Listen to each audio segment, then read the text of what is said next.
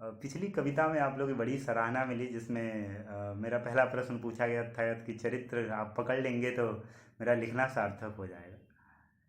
मैं बड़ा हर्षित हूँ कि सबने बता दिया कि भरत चरित्र का ये बंद लिखा गया है।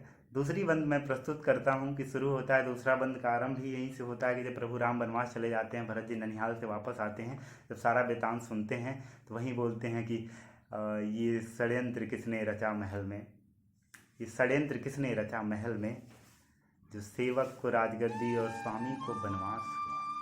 इस षड्यंत्र किसने रचा महल में, जो सेवक को राजगद्दी और स्वामी को बनवास हुआ। हृदय विदृढ़ हो गया भरत का, सुना चक्रवर्ती का स्वर्गवास। हे विधाता, हे विधाता, ये विपत्ति, ये कैसा संकट, कैसी तेरी इच्छा है।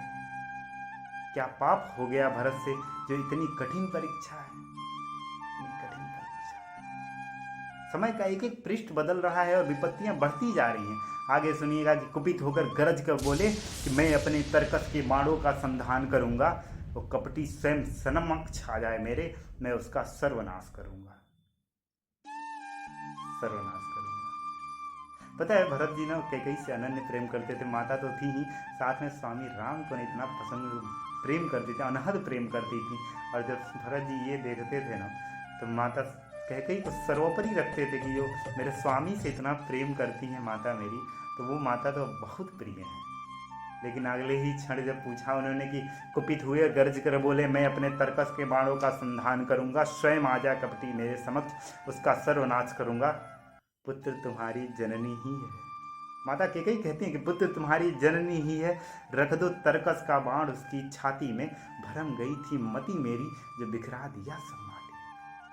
अरे इतना सुनने की देर थी, राजा भरत जो थे ना व्याकुल हो गए, निर्बल हो गए, लगा मूर्छित कहा कि गिर जाएंगे।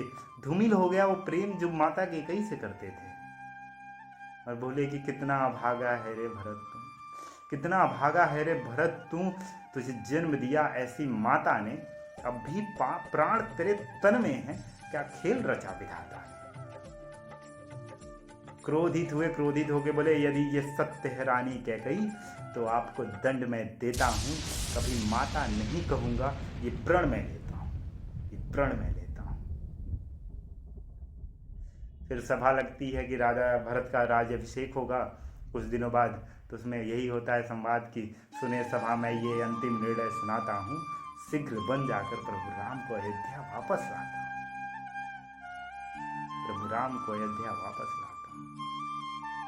अब प्रभु जब अयोध्या विराजेंगे, प्रभु जब अयोध्या पधारेंगे, प्रभु जब अयोध्या पधारेंगे तो सजेगी अयोध्या और उत्सव होगा, राम राज्य स्थापित होगा और महोत्सव होगा। सभा में जय जयकार लगी, सभा में ये जय जयकार लगी, जिसका सेवक इतना निस्वार्थ, उस स्वामी का क्या कहना।